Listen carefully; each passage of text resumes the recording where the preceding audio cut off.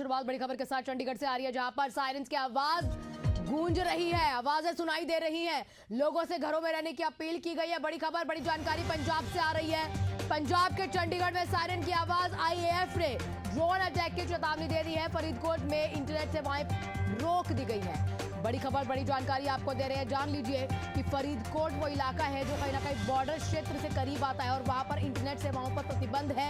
इसी के साथ ये भी आपको बता दें कि पंजाब से बड़ी खबर आ रही है। चंडीगढ़ में लगातार सायरन की आवाज सुनाई दे रही है। 4 राज्य हैं जो पाकिस्तान की सीमा से जुड़े रहते हैं, जैसे कि राजस्थान, जम्मू कश्मीर, गुजरात और पंजाब। अब पंजाब के ऐसे कई इलाके हैं जहां पर जो बिल्कुल बॉर्डर एरिया से सटे हैं। अब चंडीगढ़ में बोल दिया गया है कि वहां पर सायरन की आवाजें सुनाई दे रही है।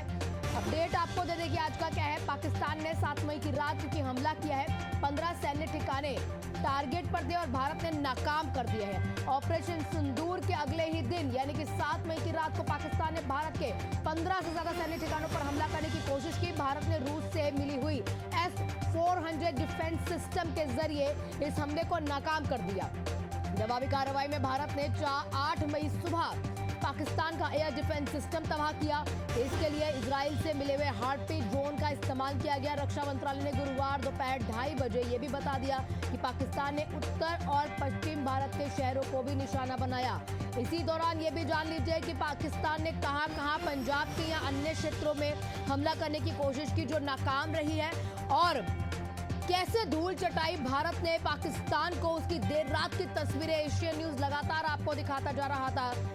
जो जगह है वो है अवंतीपोरा, श्रीनगर, जम्मू कश्मीर में जम्मू, पठानकोट, अमृतसर, कपूरथला, जालंधर, लुधियाना, आदमपुर, बठिंडा, चंडीगढ़, नाल, फलोदी, उत्तरलाई और भुज। यहाँ पर ड्रोन और मिसाइल दागी थी पाकिस्तान ने, लेकिन उनको आसमान में ही फेल कर दिया भारत ने इतने स्ट्रांगली, इतने अच्छे से कह सकते हैं पूरे जो ऑपरेशन सिंदूर की अध्यक्षता हुई है, ये जिस तरह से वो काम किया जा रहा है उसको इतने अच्छे से देखते हुए परखते हुए पाकिस्तान को परास्त कर दिया है।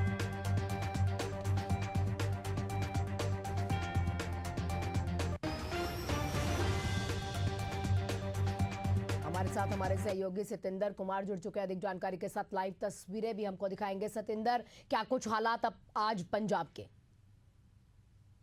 आना यहाँ पे मैं बताना चाहूंगा आपको कि आज सुबह जैसे कि 5:20 पर अमृतसर में भी दोबारा से अटैक किया गया था और कुछ ड्रोन की हलचल देखी गई थी, और उसी के अलावा 4:00 पर पठानकोट में भी ये चीज हुई थी। लेकिन उसके बाद में पंजाब में सारा कुछ नॉर्मल चल रहा था। लेकिन अभी जस्ट हमारे पास जो खबर आ रही है वो चंडीगढ़ से खबर आ रही है। चंडीगढ़ में एयरफोर्स ने जो है ना चंडीगढ़ में ड्रोन हमलों को लेके अलर्ट जारी किया है। लेकिन अब देखना होगा, वहां पर लोगों को एडवाइजरी जारी कर दी गई है कि लोग घरों में रहें, घर से बाहर न निकलें, और कोशिश करें कि जो बालकनी है उसमें बालकनी के पास भी न जाएं।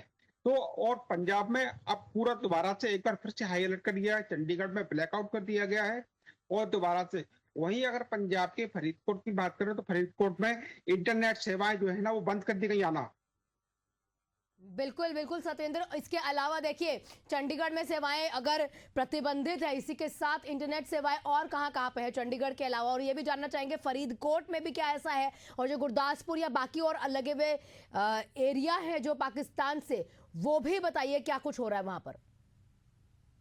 आना यहाँ पे बताऊंगा, जैसे पाकिस्तान से जो सिटी एरिया है वो है फजलका है, फिरोजपुर है, जलालाबाद है, और गुरदासपुर है, पठानकोट है, अमृतसर है। इस तरह के काफी जो एरिया है वहां पे हाई अलर्ट पे रखा गया सारा। जिस तरीके से हम गुरदासपुर की बात करें तो गुरदासपुर में अभी भी शांति है, पठानकोट में भी शांति, सुबह हलचल हुई थी थोड़ी। और अमृतसर की बात करें तो अमृतसर को भी उनको पूरा हाई अलर्ट पे रखा गया है। लेकिन यहाँ पे सबसे बड़ी सोचने वाली बात ये होगी कि बठिंडा जो एयरपोर्ट, विशियाना एयरपोर्ट स्टेशन है, रात को बठिंडा एयरपोर्ट स्टेशन को भी निशाना बनाने की कोशिश की गई और 5 वहां पे, लेकिन यहाँ पे एयर डिफेंस सिस्टम ने नाबूद कर दिया था।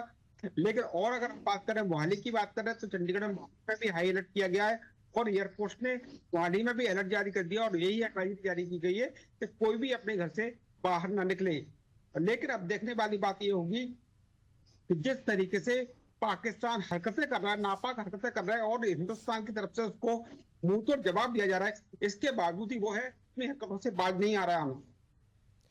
सतेंद्र, सुबह के क्या हालात है? देखिए, रात के पंजाब के हालात हमने देखे और रात में जिस तरह से मिसाइल्स दागी जा रही थी, पंजाब के कुछ ऐसे इलाके थे जैसे लुधियाना या और भी ऐसे इलाके थे जहां पर लगातार ब्लैकआउट किया जा रहा था, या पूरे पंजाब में इसके साथ पहली बार ऐसा हुआ था कि गोल्डन टेम्पल में भी ब्लैकआउट था।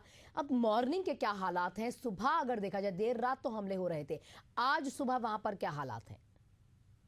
हाँ ना, देखो जैसे सुबह मैं मार्केट में निकला था तो देखा था कि मार्केट में जो आम लोग हैं, हालांकि जिस तरीके से चहलकदमी होती थी तो मार्केट में उस तरह से बिल्कुल भी चहलकदमी नहीं है। और मतलब सुनसान, मतलब एक तरीके से लोगों में डर देखा जा रहा है, लोग घर से अब कम निकल रहे हैं। हालांकि प्रशासन की तरफ से एडवाइजरी भी जारी की है, लेकिन यहाँ पे जो सबसे बड़ी चीज देखने को मिल रही है वो ये मिल रही है कि लोग अपने जो घरों में जो है 2-2 3-3 महीने का राशन इकट्ठा करने लगे, और मार्केट में राशन की जो है ना वो शॉर्टेज भी आने लगी, चाहे वो आटा चक्की हो या दुकानों पर मिलने वाला तेल दाल आटा हो, उसकी भी मार्केट में शॉर्टेज आने लगी है। तो कहीं ना कहीं लोगों में अब डर का माहौल देखा जा रहा है। सुबह मैं पेट्रोल पंप पे भी विजिट करने गया था तो मैंने वहां पे भी देखा कि पेट्रोल पंप पर लोगों जो है ना अपनी टंकियां फुल करवाने के लिए लगे हैं। तो लोगों को कहीं ना कहीं ये लग रहा है कि जंग अब छिड़ गई है और शायद हो सकता है ये कहीं लंबी जंग जाएगी। तो अब लोग अपने हिसाब से सब अपने अरेंजमेंट करने लगे हैं। लेकिन अगर हम पूरे पंजाब की बात करें, खास करके जो सरहदी क्षेत्र है, वहां से सरहदी क्षेत्र से आम लोगों को निकाला जा रहा है, और वहां पर लोगों को कई जगह ऐसी है कि यहाँ पे बंकरों में शिफ्ट किया जा रहा है कि अब आप बंकरों में शिफ्ट हो जाइए, क्योंकि हमला कभी भी हो सकता है, पाकिस्तान की तरफ से कभी भी अटैक किया जा सकता है आना। ठीक सतेंद्र, जैसे आप बंकर्स की बात कर रहे हैं तो कौन कौन से ऐसे क्षेत्र हैं जहां पर बंकर्स बनाए गए हैं लोगों के लिए? इसमें फरीदकोट है, फिरोजपुर है, जलालाबाद है, गुरदासपुर, अमृतसर, पठानकोट, इस तरह के जो ये सरहदी क्षेत्र हैं। और इधर अगर हम बात करें अबोहर जो क्षेत्र पड़ता है, उधर तो राजस्थान का बॉर्डर लग जाता है तो गंगानगर आ जाता है।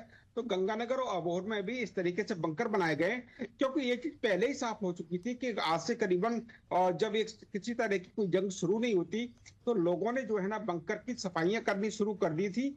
लेकिन आज उनकी वो सफाई, पहले से उनकी जो तैयारियां वो शुरू कर दी गई थी, तो आज उनकी वो तैयारियां काम आ गई हैं और लोग राशन पानी लेके बंकरों में छिपना शुरू हो चुके हैं आना। बिल्कुल सतेंद्र, बहुत बहुत शुक्रिया। आप नजर बनाए रखेगा, आपसे लगातार अपडेट लेते रहेंगे। क्या कुछ हालात है लगातार जानेंगे।